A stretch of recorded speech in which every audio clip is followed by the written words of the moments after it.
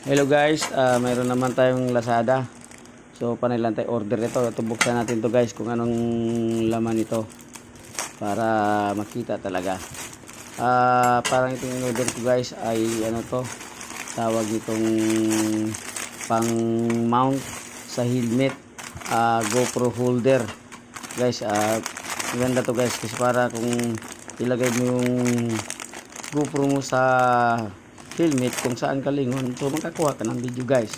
So ito binili ko to sa Lazada, 119 sali sa shipping fee.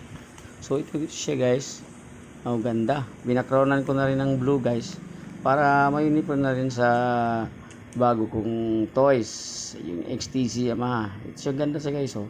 So masubukan natin to kung saan tayo mag ride. Maraming salamat. What's up? What's up?